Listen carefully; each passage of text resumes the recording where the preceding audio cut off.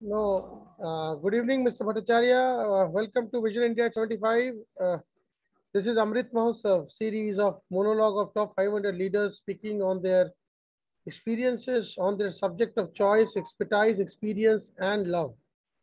And herein, I believe that you are somebody who is inextricably linked to the public sector units of this country. We are celebrating this Amrit Mahotsav not only as a token kind of a respect towards the country having celebrated 75 years of independence, but also more than an ornamental gesture, it has to be something which has to be taken forward over the next 25 years with the legacy of people like you, their experiences, your experiences, and who better than you to speak on the evolution, the substance, the kind of challenges, and the kind of contribution the PSUs have made to this country's growth story in the last 75 years. Coal India is a behemoth. It's a ministry in itself. It's an organization which drives India's energy, which has driven it for years and decades. You were somebody at the helm of affairs with Coal India Limited, India's Maharatna, which became a Maharatna in the year 2011 under your chairmanship of the behemoth PSU. From a mini Ratna to Maharatna, a journey unprecedented and unparalleled, probably in the history of central public sector undertakings of independent India. Dr. Sri Bhattacharya, Sri Partha Bhattacharya ji, you were also responsible, or you were also instrumental, or also part of that great endeavor to bring out an IPO of 15,200 crores for Coal India, probably the largest of those times today. And a lesson that people like LIC and the current dispensation need to take to make the current and the future forthcoming IPOs in the form of LIC also to be super duper successful for this country's resources to be harnessed in the best possible manner. Mr. Bhattacharya, I now leave it to you to take us through this journey of Coal India from your BCCL days when you were CMD of Bharat Coking Coal Limited, a mafia den, as we say and as we know, and you turned that into a profit-making venture as well, and then took over as the CMD of Coal India Limited and turned it around from a mini Ratna into a Maharatna, a story which out of the 270 odd public sector company undertakings and the 100 odd Ratnas that we have, which includes what, probably 10 Maharatnas today, which includes 14 Navratnas today, and the remaining mini Ratna category 1 and 2, all the CMDs and the private sector. This is a lesson which shall be going down the books of history from Mr. Partha Bhattacharya. What a wonderful opportunity to listen to you, sir. Hand over to you, Mr. Bhattacharya. Thank you. Thank you so much, Amit, for that introduction. Well, we are really delighted to be celebrating 75 years of independence on the 15th of August of this year. And we are on the 75th year. This is a time to look back on what we have achieved, how we have achieved, and what are the lessons from that we can derive and consolidate the gains to leapfrog into the next 25 years.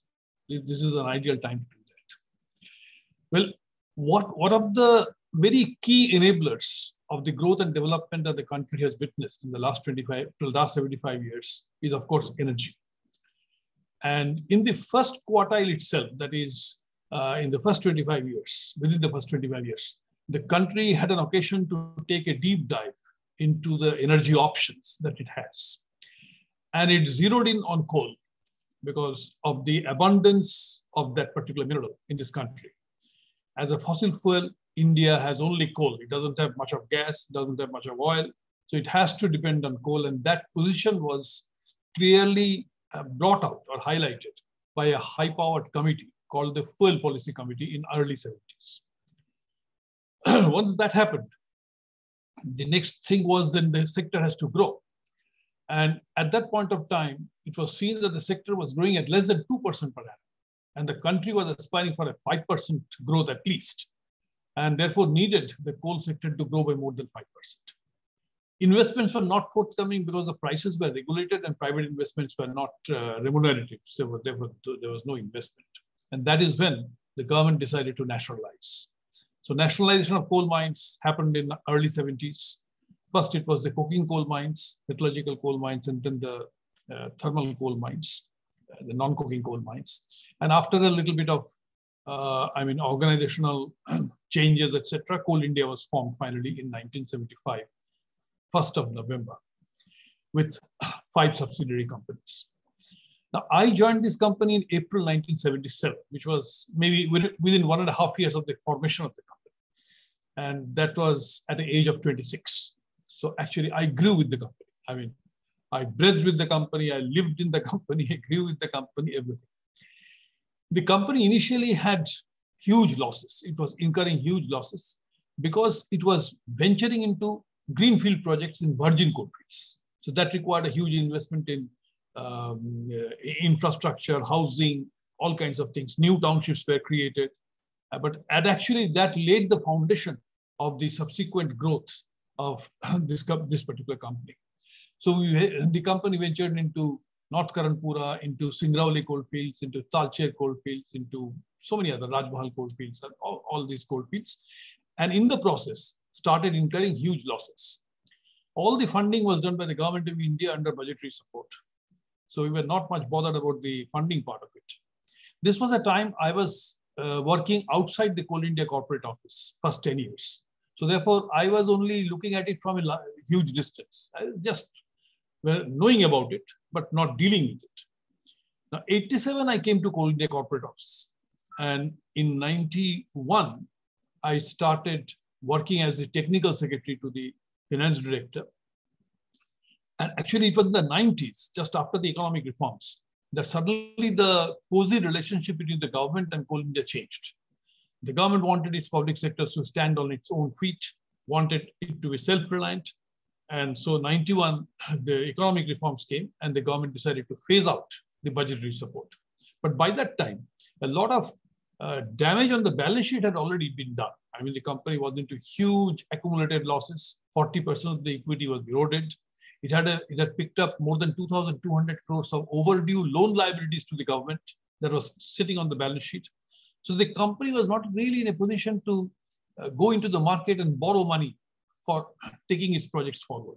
So that was a very critical phase when I was working very closely with the finance director. And that was actually the phase of transformation.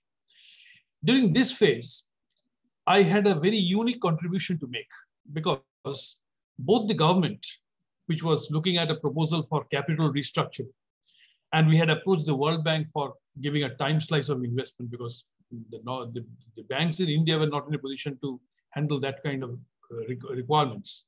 Both wanted a very sort of a self-contained comprehensive financial model. At that time, it used to be Excel-based, but capturing the impact of at least 100 odd variables and throwing up what-if kind of features. What if this happens? What if that happens? That kind of things. This model was more or less single-handedly done by me. Of course, under the guidance of the then chairman, Mr. P.K. Sengupta, who was himself a finance expert. And I worked very closely with the Ministry of Coal at that time.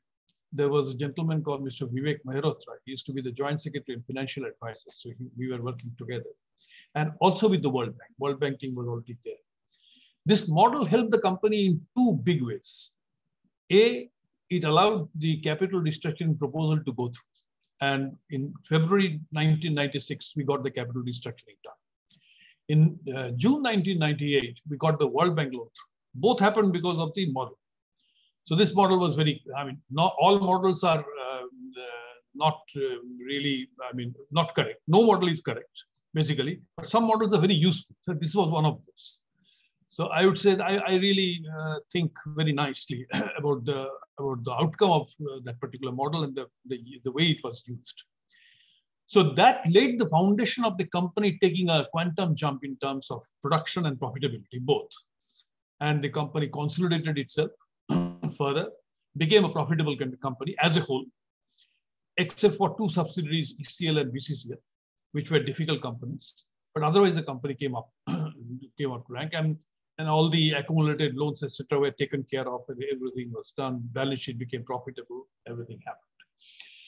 Now, as I grew on, after that, I quickly got a raise, got a promotion. I actually superseded everybody else and became finance director in Western Coalfields, one of the subsidiaries of Coal India.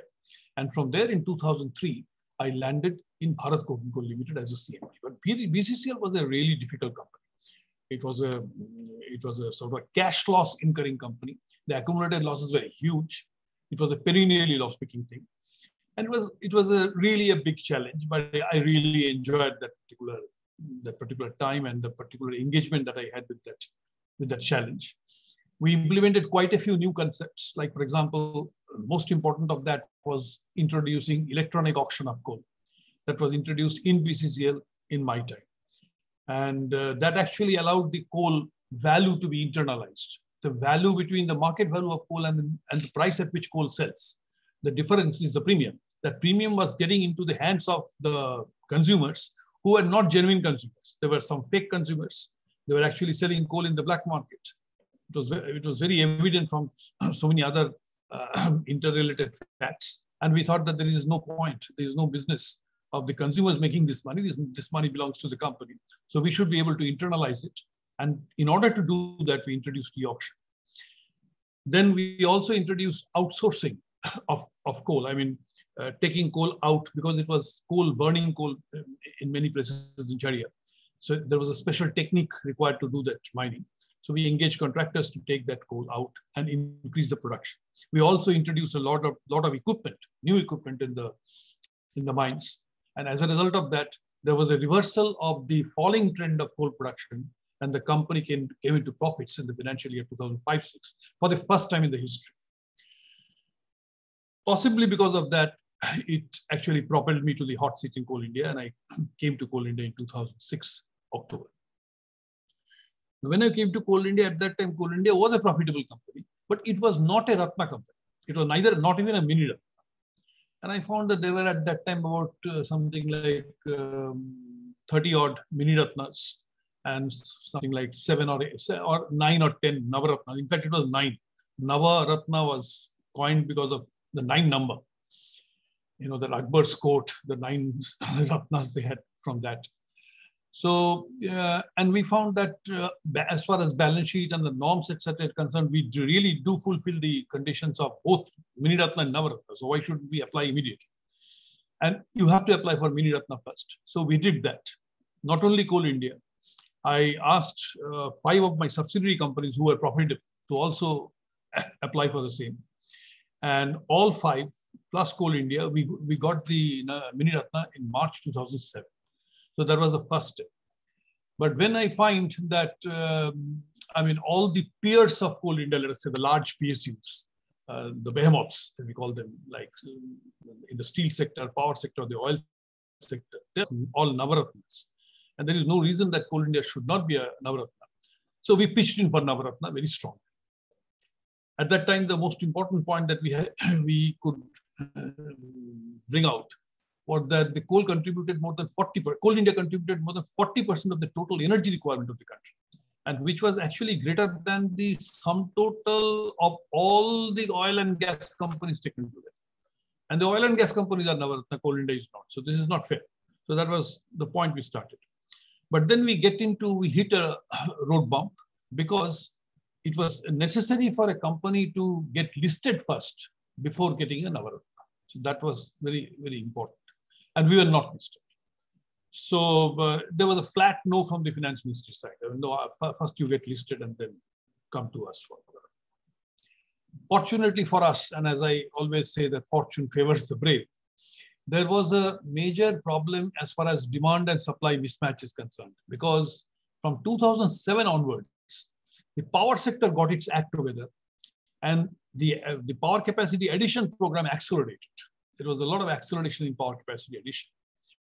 And the coal requirement was much more than what Coal India could produce. So Coal India was trying to match up by through coal projects. But because of not being a Navaratna company, our the level of approval of the board was not good enough. And most of the projects were going to the government for approval. And between the board approval and the government approval, the time lag was about 2 years. So we needed 2 years more time to get a project approved just because we were not in Navaratna company. Most of the projects were in the 1,000 crore kind of range, and they could have been approved by Coal India Board. It was not required to go to government. But because we were not in Navaratna, it had to go to the government. So we basically brought out this aspect that the demand supply gap is growing. That is being met by imports. The imports is rising very fast. And unless a faster project approval process is put in place, we will not be able to match up. That actually triggered a rethink in the government regarding giving Navaratna status. Ultimately, with a lot of arguments and all that, we got Navaratna in 2008, October. Just 1.5 years after we got Miniratna, we got Navaratna, but with a caveat. The caveat was that we must get ourselves listed within 3 years' time, or otherwise there could be a review of this Navaratna status, which means the Navaratna could be revoked. So that was the time when we started looking at the possibility of getting listed. Now, I was due for retirement in February 2000, and this was October 2008. So obviously, 3 years' time was after my retirement. So I had a little bit of complacency that, okay, then somebody else can look at it. But then I felt that will be very wrong. If I don't do this, because I'm not a mining man, I'm from a finance background. So if the IPO has to be done, I think I should take the lead and get it done in my time, so that the company doesn't have to worry about any subsequent review or something like that. So what we started was a little bit of a dipstick study. Whenever somebody went abroad, whenever I went abroad for some other meetings, etc., we took a day extra for the tour and met a couple of large global investors, because in any case, Coal India IPO is going to be very big. So global investors will have to be interested. And therefore, I started meeting the global investors. The initial reaction was quite scary. And this started from 2008, 2009. Initial reaction was quite scary. I mean, first of all, people didn't know Coal India much. And if they knew, they didn't know it for the right reasons. They were always knowing it for wrong reasons. Unfortunately, the color of the commodity is black. And if you touch the commodity, your hand turns black. So both these things went against us. And there was a lot of issues being raised by the global investors. But what we did was we took very detailed note of each of the points that are being made, because we thought that this has to be actually confronted. We must be able to confront it with logic or with actions, whatever it is. And these have to be addressed. Without addressing it, the chance of making a successful IPO is not there. So we collected all these major points that are being talked about by various investors. And in some cases, the points were common. What transpired was 3 major points were focused by the investors. The first was that Coal India is one of the largest landowners in the country, because there are so many coal mines, more than 400 coal mines at that time. Everywhere there's a lot of land being acquired. And we don't reclaim or restore the land. That was one of the complaints the investors had. So they challenged, or rather they questioned, our environmental credibility. I mean, then they said that a lot of forests are subsumed into mining. There's a lot of forest diversion that takes place because of mining. And restoration, reclamation, and forest diversion. These were the 2 major points they made. So when we came back with those kind of inputs, we looked at the open cast mines, because it's the open cast mines where restoration, reclamation has to be done properly. And we actually found that in the key result areas that are flagged for the project officers, there is no mention of land restoration and reclamation as one of the parameters. So we immediately made a change in that and suggested that the land reclamation restoration has to be a very important parameter with high weightage in the performance evaluation of the project officers of open cast mines. So that was brought into place. But not resting at that, we signed up with the National Remote Sensing Agency. And what we told them was to take pictures on an annual basis of all the large open cast mines. There are about 50 mines which contributed 85% of total open cast production. So we told them that you please take photographs annually of these mines. And by comparing the photograph after 1 year, you can very well say whether commensurate restoration and reclamation activity has been done on it.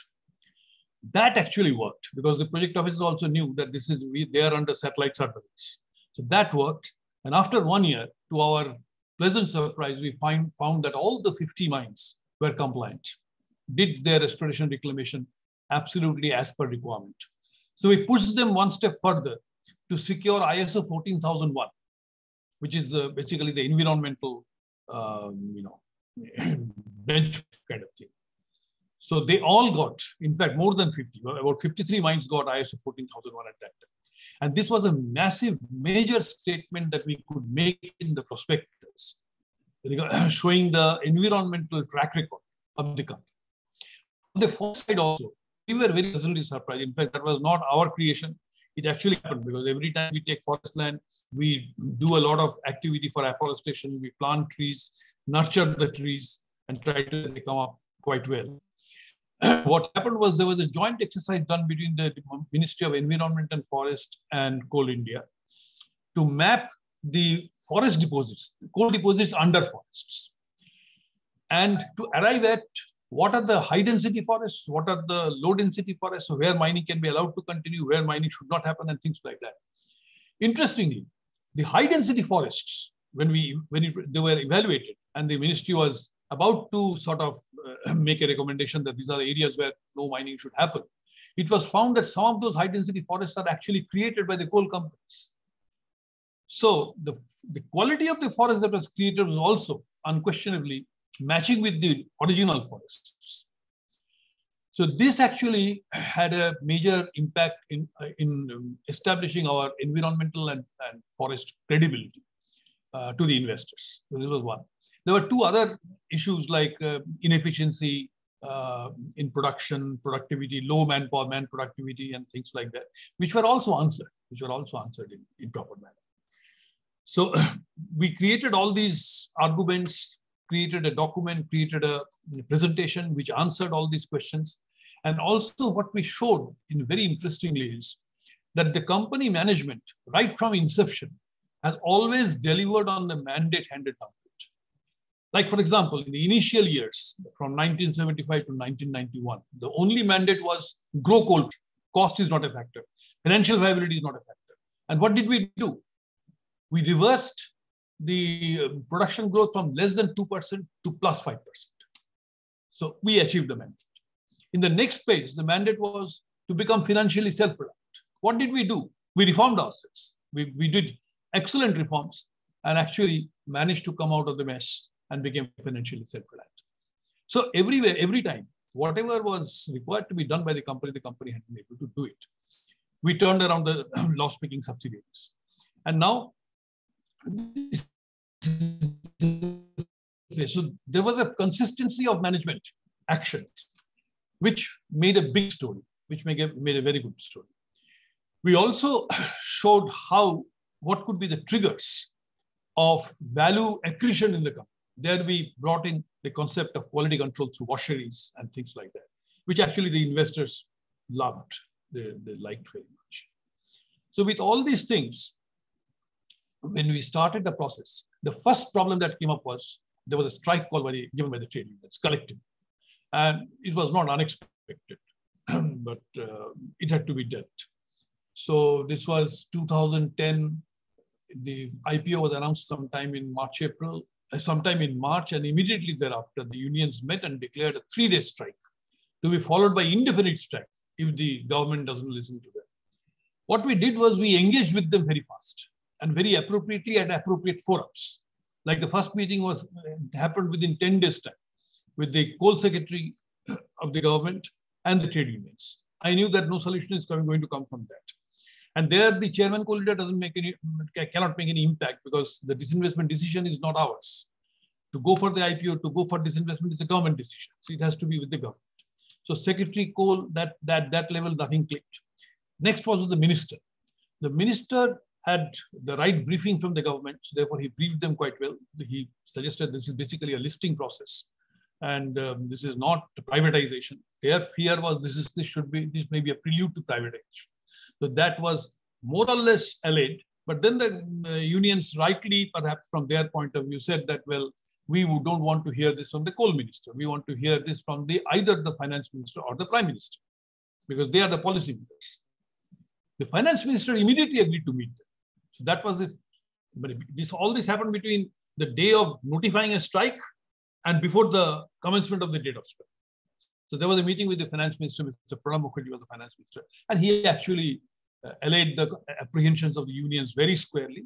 So the strike didn't take place.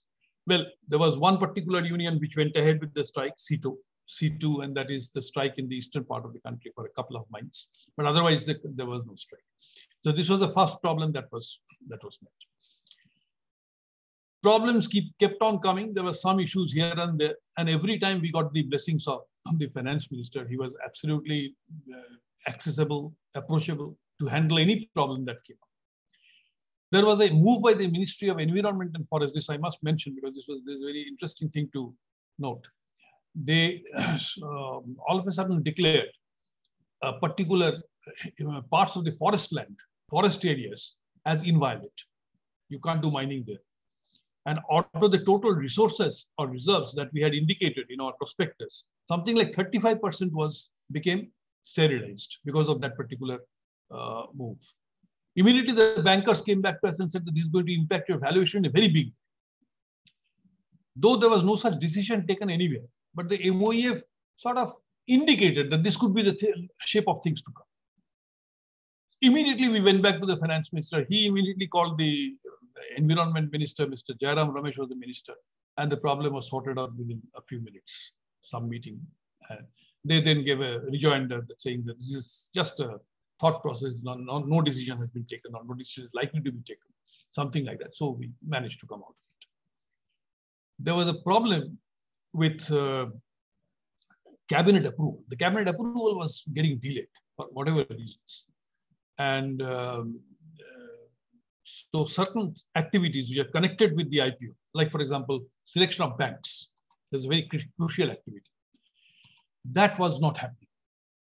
So there was a little bit of a tension. The secretary disinvestment, he was a fantastic secretary, and he, in fact, a large part of the credit of this successful IPO goes to him, Mr. Sumit Bose, who later became the finance secretary to the government. He took it up with the finance minister, but somehow the solution was not coming. Then on a particular occasion, I wanted to voice the concern that the time is running out. So what can be done? And the OSD to the finance minister put me on to the finance minister himself. So he took the call. Then he said that, okay, I'll take about 3 weeks time more to get the proposal cleared by the cabinet. But let me know what can be done in order to see that your time constraint that is coming up can be met.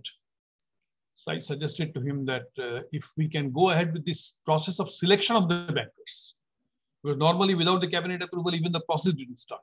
So here, he immediately said, okay, I'll ask the secretary to go ahead with that. So the process of selection of bankers started. All process was completed. After 3 weeks, when the cabinet approval came, it took only a day to issue the appointment letters of the bankers. So these kind of processes we could do. And because everybody was so cooperative. Actually, it was a fantastic teamwork, I must say, between the Department of Disinvestment, Ministry of Finance, headed by the finance minister himself and the secretary, the Ministry of Coal and the secretary there, Coal India, the bankers. So everyone together worked like a completely cohesive family and team. And that's how it actually happens. So once the process went on and the road shows were rolled out right from Sydney to San Francisco a couple of times. So the European destinations, the UK, everywhere it was there. The actually euphoria picked up. The euphoria picked up, and we were also trying to find out what would be the right price at which the issue can be put in. The government was expecting something like 10,000 crores out of 10%, which means they're valuing the company at about 100,000 rupees, 1 lakh crores. So that was government's expectation. So soon we found that that should not be a problem. We should be able to match that. And gradually we were inching it up. So we decided that since we are going to be listed, why not take the average of all the listed global coal companies and look at their valuation as the benchmark to set our valuation. So once we did that, we found that the company merits a valuation of something like 125,000 crores. So 12,500 crores could be the value that we get out of the 10% disinvestment. But as the roadshow proceeded, and as we told the story, rather opened up the story to the global investors, and we saw the huge euphoria catching up, we decided to revise it and to benchmark it to the best performing coal company in the world. Instead of average, why not take the best? So we took the best coal company of the world, benchmarked its enterprise value as a multiplier of EBITDA, left 10% on the table for listing gains, and set our price. That's how the price was set at 245 rupees. So at 245 rupees, it came to 15,200 crores. We were a little skeptic. I was getting calls from the Secretary Disinvestment that we should be in close touch with LIC and SBI so that if there is a need for a bailout, and many public sectors have been bailed out by these institutions, we should be able to get that quickly organized. Somehow or other, I was a little more confident. And I thought that, okay, let me take my time and I'll approach them if required. So on the very first day of the opening, it opened on the 18th of October 2010. On the very first day, we could cross the total limit. It was 1.1 times or something like that. On the second day, it was more than 6 times that value. So therefore, the need to speak to LIC and plead with them for bailing us out was not there. So we waited to see what decision they take on a commercial basis. So at least for once, a PSU could allow the top financial institutions the liberty of taking a decision on a commercial basis, how much to invest and what to invest. So on the third day, both of them came in with very substantial investments. And but they got only 1/25th, that means 4% of what they applied for. Because while the issue was oversubscribed 15.3 times, the institutional segment was oversubscribed 25 times. So everybody got 4% of whatever they asked for. After the third day, the next was a listing date. The listing happened on the 4th of November 2010. And the 5th of November was a Diwali actually. And 18th of October, when the issue started, the previous day was Dussehra. So we always felt that the issue is blessed by Dussehra and Diwali. And on the 4th of October, absolutely history was made. It started at 245 with the striking of the gong, but then very soon it crossed 300. And the market took it to 342 at the end of the day, which was 40% depreciation. So basically, since it was benchmarked to the world's best performing stock, with the 10% discount left for the investors to gain from the listing, but it gained by 40%, it is proper to say that on that particular day, at least, Coal India was the best performing coal stock in the world. So that is the kind of thing that happened. So it was a very successful IPO. The retail investors made a huge money. It was a Diwali bonanza. My minister said that it's a Diwali bonanza. He also said that coal is gold. And actually, I have documented all these experiences in a book. And the name of the book is When Coal Turned Gold, taking it from the coinage of the minister.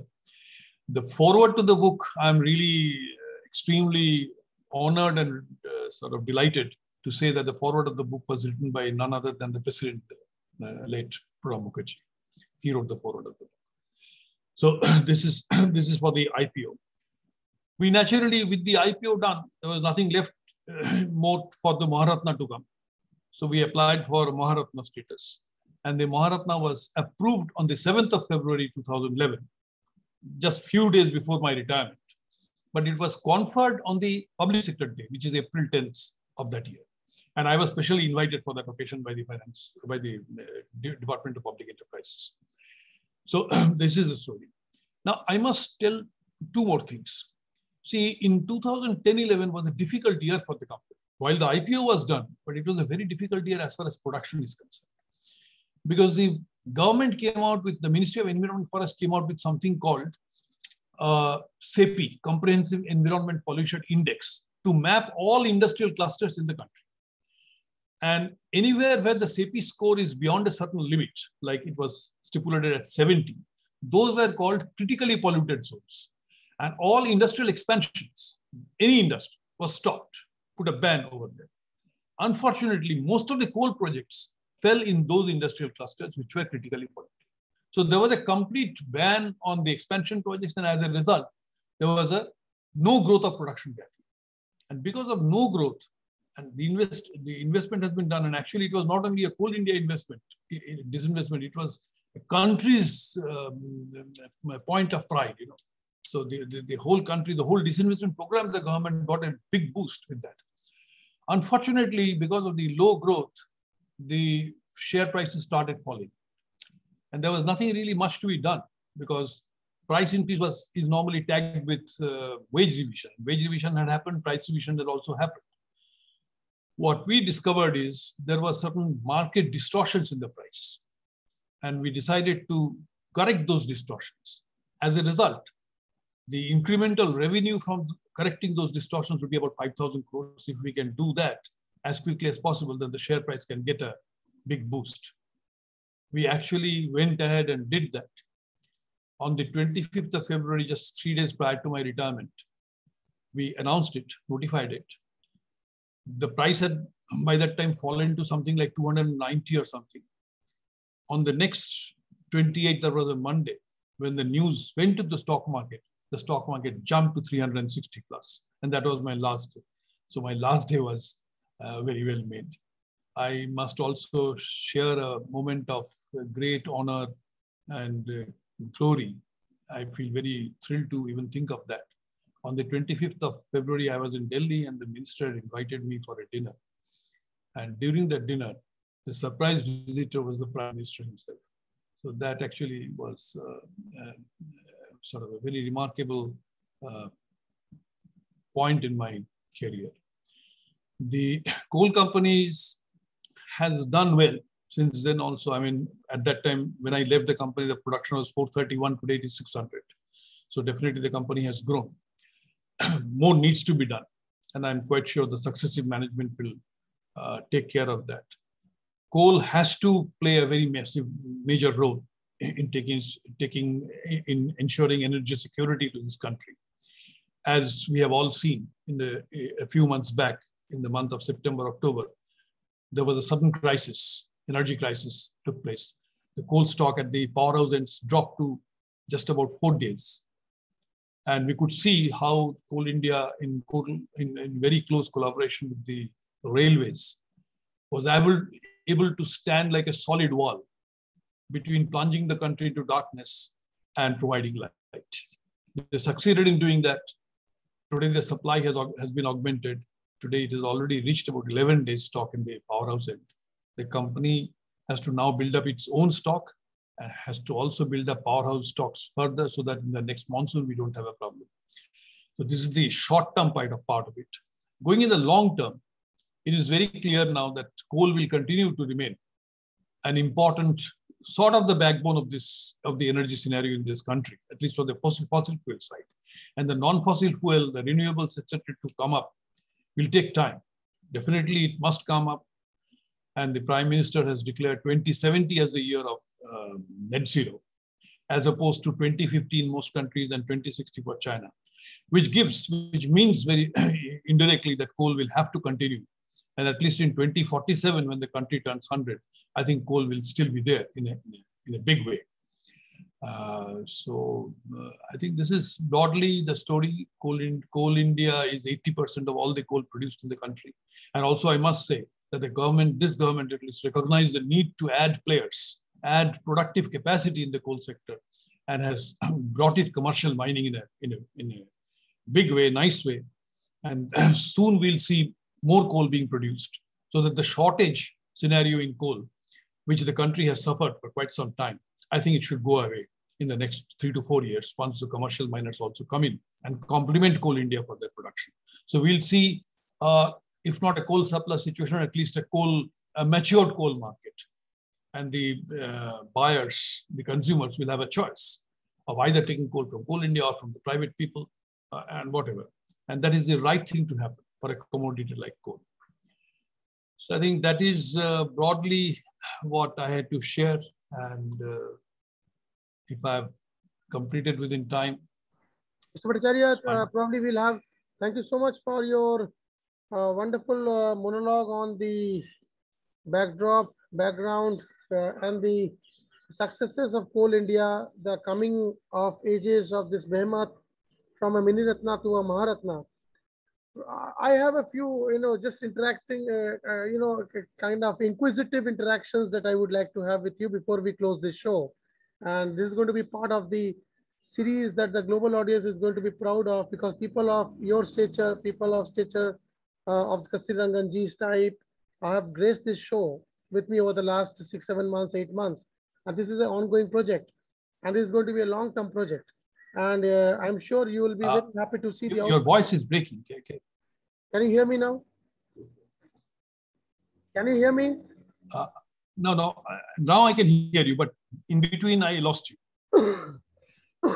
Can you hear me now very clearly? Yeah, I can. Now I can. Now, the one question is, for example, the question with the inquisitive interactions, Navaratnas, as you pointed out in one of your statements during the monologue, is related to 9, as we know from the World Hindi Day celebrations. Now, how come we have 14, 17 Navaratnas?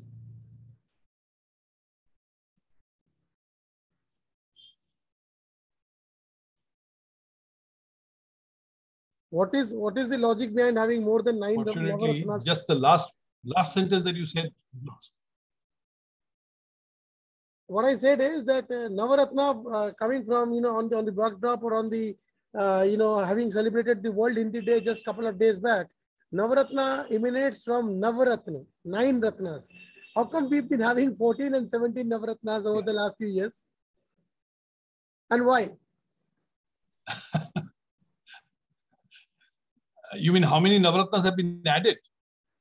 Navaratna is supposed to be 9, right? As per the World Hindi Day. Navaratna is supposed to be 9, but actually, yeah. See, what the point is government has laid down a criteria.